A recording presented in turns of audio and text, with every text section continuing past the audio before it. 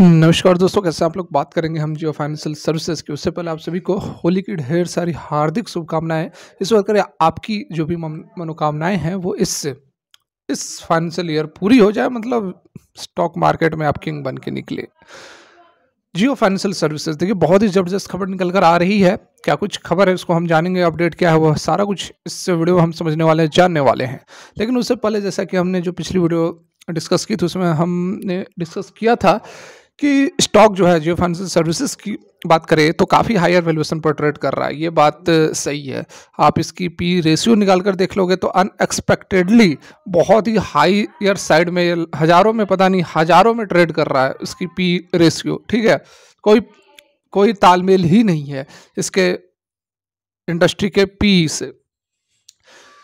तो ये no doubt है हायर वैल्यूएशन पर है, ट्रेड तो कर रहा है। थोड़ी बहुत यहाँ पर करेक्शन बनती हुई है। जो पिछली वीडियो डाली थी उसमें हमने डिस्कस किया था कि कैसे कितनी गिरावट हो सकती है। तो जहाँ तक मुझे लगता है कि अभी एट 344 पर यह ट्रेड कर रहा है, तो मैक्सिमम से मैक्सिमम 300 का लेवल को टच कर सकता है। ठीक है, मैक्सिमम से मैक्सिमम की बात की जा रही है। आपको क्या लगता है कितनी गिरावट इसमें हो सकती है एक नेक्स्ट राउंड ऑफ मूवमेंट के लिए? एक अगला जो इसका टारगेट है 400 तक बताया जा रहा है, तो उसको अचीव करने से पहले कितनी गिरावट पॉसिबल है? आपको क्या लगता है कमेंट करके जरूर बताएं। ठीक है, तो यहाँ पर देखिए, एक ये जो मूवमेंट है, मूवमेंट की यदि हम बात करें तो जैसा कि पिछली वीडियो में हमने डिस्कस किया था, जो वॉल्यूम है वह यहाँ पर श्रिंक होता हुआ नजर आ रहा है। देख सकते हैं आप पिछले 8-10 ट्रेडिंग सेशन की यदि आप वॉल्यूम देखोगे तो बिल्कुल एकदम यहाँ पर वॉल्यूम जो है वह श्रिंक होता हुआ नजर आ रहा है। ठीक है, वॉल्यूम श्रिंक हो रहा है और यहाँ पर देखिए आप जो पिछला हाई था उसको भी यह ब्रेक नहीं कर पाया। ठीक है, ये जो एक स्विंग हाई बना और इसका जो पिछला स्विंग हाई था, मतलब हायर हाई नहीं बन रहा, हायर लोज बन गए यहाँ पर।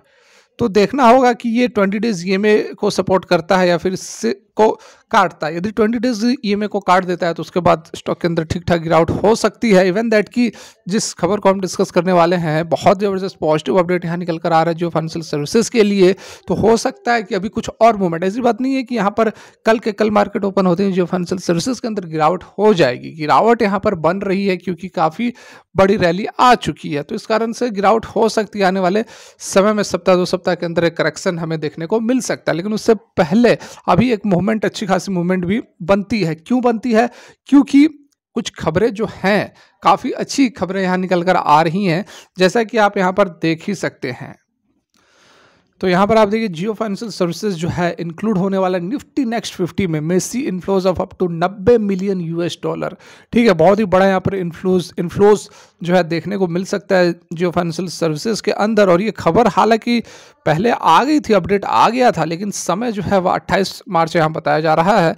26 कल के डेट में मार्केट ओपन होगी, कल परसों, यानी कि आपको बुधवार या फिर गुरुवार, क्योंकि खबर कब आती है उसका असर देखना होगा किस तरह का देखने को मिलता है। लेकिन एक और साइड, 2 साइड होते हैं, उसको आप बहुत ही अच्छे से यहाँ पर समझ ले। कोई भी खबर जो आती है, जैसे कि यही खबर, यदि इस खबर की हम बात करें तो ये खबर पहले आ चुकी है, अभी आज की करंट अपडेट नहीं है। बिल्कुल मैं आपको जो भी सच्चाई होती है सारा कुछ यहाँ पर बताने की कोशिश करता हूँ। आज की यह खबर नहीं है। और हो क्या रहा है, ट्रेंड क्या चल रहा है कि कोई भी इस तरह की खबर जो निकल कर आती है तो पहले ही बाइंग हो जाती है। जब भी ये खबर 15-20 दिन पहले निकल कर मान लो आ गई, तो उसी समय जो है बड़े प्लेयर्स एक्टिव हो जाते हैं और बाइंग करके रख देते हैं। उसके बाद क्या होता है, जब एक्चुअली में खबर आती है, ऑफिशियली जब अपडेट निकल कर आता है, बड़े प्लेयर्स निकलने लगते हैं। उससे होता क्या है, स्टॉक के अंदर गिरावट। खबर आती है पॉजिटिव और स्टॉक के अंदर होती है गिरावट। बात को समझ रहे हैं आप? इसका बहुत दफ़ा एग्जाम्पल हमें देखने को मिला है। सबसे अच्छा एग्जाम्पल आप देख लो यहाँ पर रेलवे स्टॉक्स के अंदर। बजट से पहले रॉकेट बना हुआ था और बजट के बाद बहुत ही बड़ी गिरावट हो गई। 191 का हाई जो IRFC ने लगाया था, 120 तक की गिरावट हो गई। ठीक है, तो कहने का वही मतलब है कि बड़े प्लेयर्स जो हैं मार्केट में, खबर आती नहीं उससे पहले ही माल उठा लेते हैं और जब खबर आती है तो माल निकाल लेते हैं, जिसके कारण की गिरावट हो जाती है। तो ये पहलू पर भी हमें नज़र जो है बिल्कुल बनाकर रखना चाहिए। ठीक है, तो यहाँ देखिए क्या कुछ खबर है।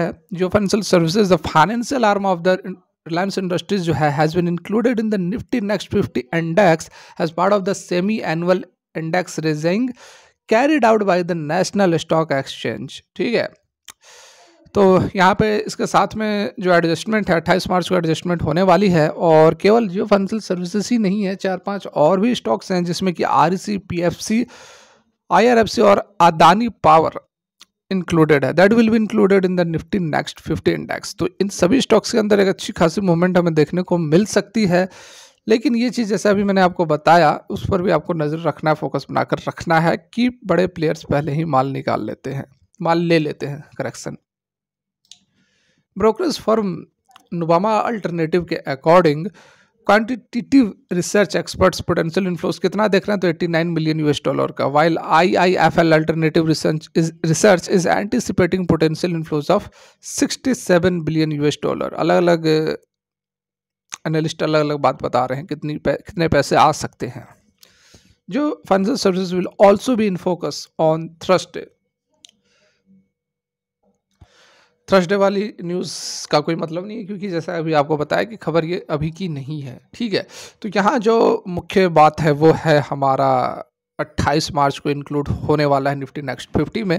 तो अच्छी खासी तेजी हमें जो है जियो फाइनेंशियल सर्विसेज के अंदर देखने को मिल सकती है, लेकिन उसका साथ गिरावट होने की भी संभावनाएं जो है नज़र आ रही है। तो इसमें करना क्या है, तो देखिए एक बार में लगाना नहीं, एक बार में इन्वेस्ट करना नहीं है। ठीक है, अभी यदि गिरावट होती है 300 का लेवल टच करता है तो उसमें हम ठीक ठाक बाइंग कर सकते हैं। उसमें भी अभी मैं आपको बता दूं कि 300 को टच करता है तो भी नहीं आंख बंद करके पूरा का पूरा कैपिटल 2 लाख का 2 लाख लगा देंगे, नहीं, फिर आपके पास बचेगा नहीं।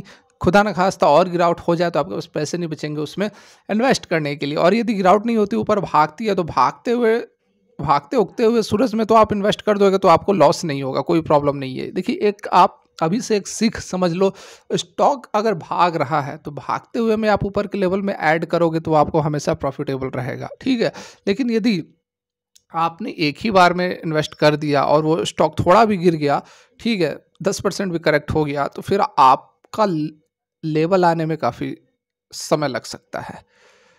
तो फिलहाल की वीडियो यहीं तक अच्छी लगी, लाइक कर सकते हैं, मोटिवेट कर सकते हैं, चैनल को सब्सक्राइब कर सकते हैं। जबरदस्त जेन्युइन कंटेंट के लिए नोटिफिकेशन ऑन कर दे, सबसे पहले आपके पास नोटिफिकेशन आएगी। Thanks for watching, have a great day.